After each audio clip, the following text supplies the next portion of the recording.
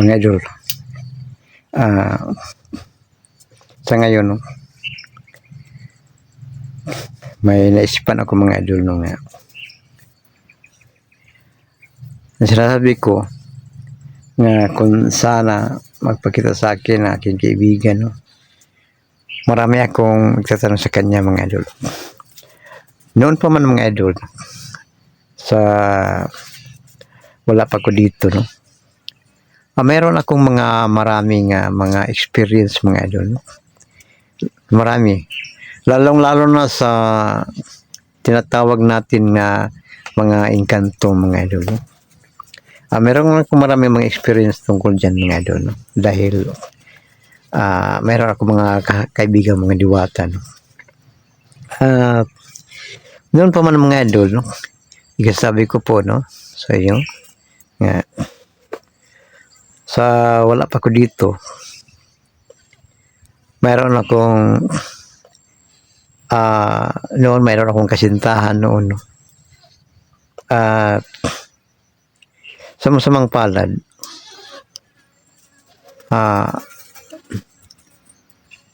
dinukot siya sa mga engkanto mga idol, no?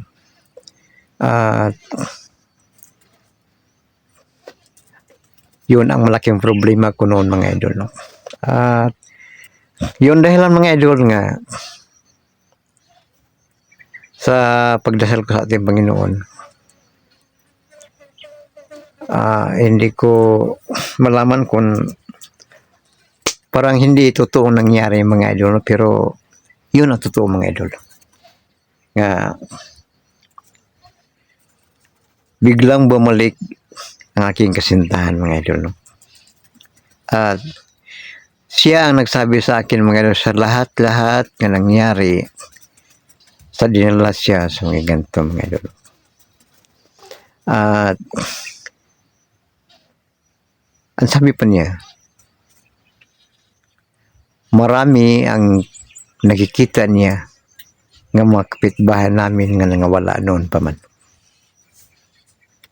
Parang hindi ako maniwala mga idol, pero ang sinasabi pa niya, maniwala kayong lahat dahil yun ang totoo.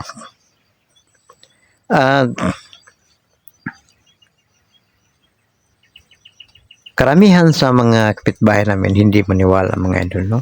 Dahil ang sabi pa nila, parang nabaliw yata yung babaeng yun. Pero sa akin lang napag-isipan ko po na parang totoo ang sinasabi niya. Dahil ilang araw na nawala siya. Pero bakit nagbalik siya? Yun dahil mga idol nga naniwala ako sa sinasabi niya.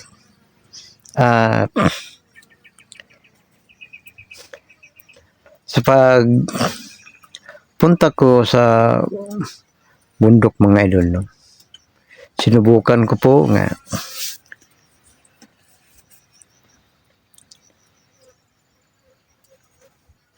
hanapin yung bahay sa sinasabi sa kasintahan ko. Hindi magtagal mga idol, no, mayroong isang matanda nga nagpakita sa akin, no. Tinanong ako kung ano ang balak ko sa gubat mga idol. Ito mga idol, isang kwento ito mga idol nga totoong nangyari sa akin mga idol. At sinabihan ko siya, mayroon akong hinahanap. Pasabi pa sa matanda mga idol, mas mabuti pa siguro uwi ka lang, baka may masamang mangyari sa iyo. Ang sabi ko po, kung hindi matupad ang aking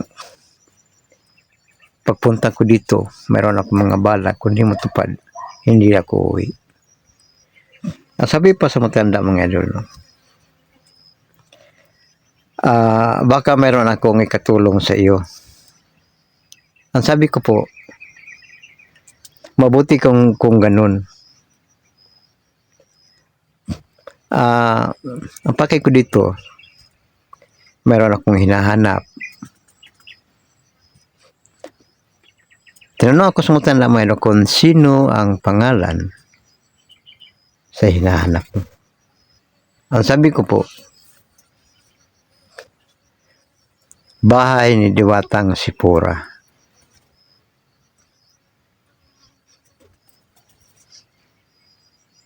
Ang sabi po sa mga tanda mga idol, no? Kung yun ang pakay mo dito, wala akong masasabi sa iyo dahil wala akong nalaman. Pero alam ko po mga idol nga, may marami siyang nalaman tungkol kay Diwatang Sipura mga idol. At hindi magtagal, ang sabi pa sa matanda, nakilala mo ba yung tinatawag na Pinunong Magdaguhob? Ang sabi ko po, may nakilala akong Pinunong Magdaguhob dahil si Pinunong Magdaguhob isa itong babaylan. Babaylan sa mga idol, no? Pero ang sabi pa sa matanda, kung totoong kilala mo si Pinunong Magdaguhob, may ikapakita ka ba sa akin nga tanda kung totoo ang sinasabi mo? Mabuti lang mga idol nga, nandoon pa ko, kasama ko po si Pinunong Magdaguhob noon. Mayroon siyang binigay sa akin. Ang sabi pa ni Pinunong Magdaguhob, kung sakali mawala ko, kung mayroong makita mo, magtanong kung may tanda ka ba tungkol natin, ibigay mo at ipakita mo yon. Mabuti mga idol nga, hindi pa naiwan sa akin mga idol. At sa ipinapakita ko sa kanya mga idol, no, ang sabi pa niya, totoo ang sinasabi mo. Ngayon, samahan kita sa bahay sa hinahanap mo. Doon mga idol, no, nakapunta ko sa bahay ni Diwatang Sipura. Yun ang nalaman ko lahat kung bakit dinala nila ang kasintahan ko. Ang sabi pa ni Pinunong Sipura mga idol, no, Diwatang Sipura, nga mayroon lang kaming ibinigay sa kasintahan mo. Wala lang siya magsabi sa iyo dahil abot ang araw, babalik siya dito. Yun ang dahilan mga idol, no, nga kung tungkol dyan marami akong nalaman dahil sa pagbalik ko po sa amin mga idol, no, ilang araw nawala ang kasintahan ko mga idol. Hindi pa lang mga idol, ilang buwan pa lang o ilang taon pa lang nalaman ko nga dahil sa mga kaibigan ko, sila nagsabi sa akin ngayong kasintahan ko kinuha sa mga diwata. Parang hindi totoo mga idol, pero yun ang totoo mga idol. At marami pa akong mga nalaman tungkol yan mga idol. At gustong-gusto ko po nga marami akong may katanong sa mga kaibigan kong di mga idol. At dahil alam ko po nga sila ang sabi sa akin sa lahat-lahat, lalo na sa ating bayan at sa ating mundo mga idol. At abangan nyo palagi mga idol, no, dahil mahaba pa itong kwento mga idol, no. Ito ang aking dala-dala palagi mga ano ko kahit saan ako. Sa sinasabi ko nga marami na ako natulungan, hindi lang kay sa pira dahil wala akong pira. Isa lang akong mahirap na tao pero ang sabi ko po noon pa man, marami ako natulungan, hindi sa pira. Yun na mga idol, no? Nga. Mayroong nagtanong sa akin tungkol dyan, sinasabi ko po ang totoo. Maraming hindi maniwala, pero yun ang totoo mga idol. At nakita niyo ba nakita mga idol? Kaibigan, mabuti kinapakita kaibigan.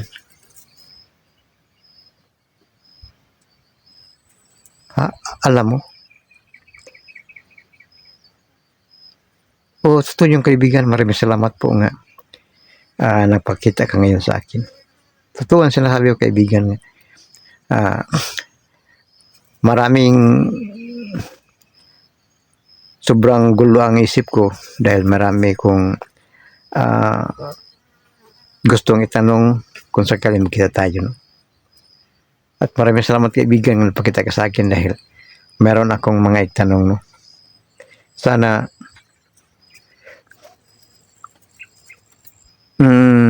sana bigyan mo ako ng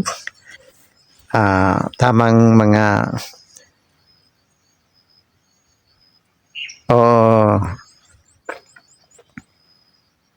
tama kaibigan. Yang gusto ko kaibigan, no, magtanong po ako kung ang mga tao dito, bakit ba nga iba't iba ang ano bang pagsabi ng ganyan sa kung sa Bisaya pa ngano man nga ang mga tao kaibigan daghan man ang ipang-adapt ng mga pagtuo o reliyon.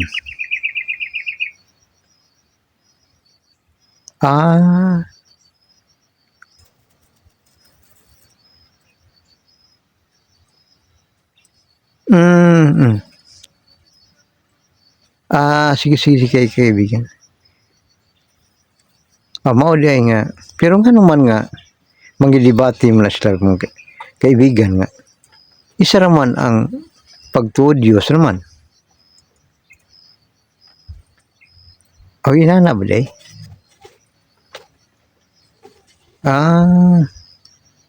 Sige, salamat kaibigan.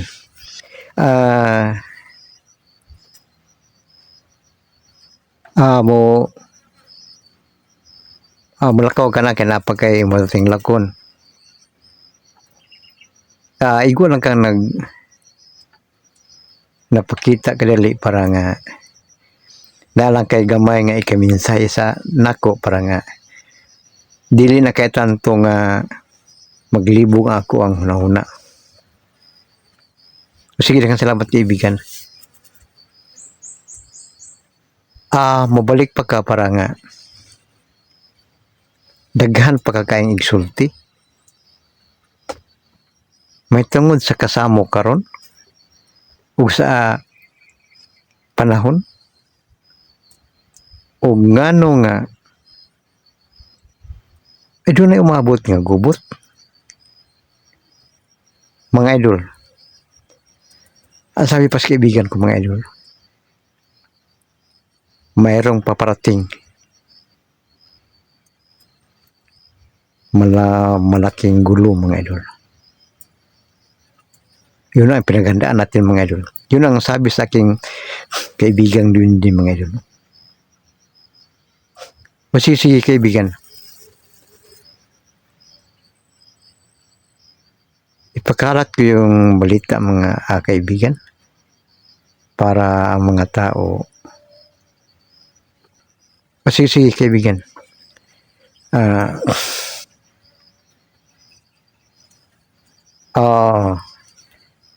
Mga idol, ang istorya kong akong amigo mga idol nga kinahanglan ko mangandam tanan kay dunay umabot nga katalagman o kasamok mga idol. Masisi kaibigan kaibigan. Oh. Daghang salamat kaibigan. Ay babay na kaibigan. Mga idol. Igo lang napakita akong amigo mga idol nga Divindi. Kay doon na sa gipaabot nga gamay nga kahibalo. Ang kinahanglan kitang mga katawhan mangandam kadunay umabot nga gutom, katalagman o gira.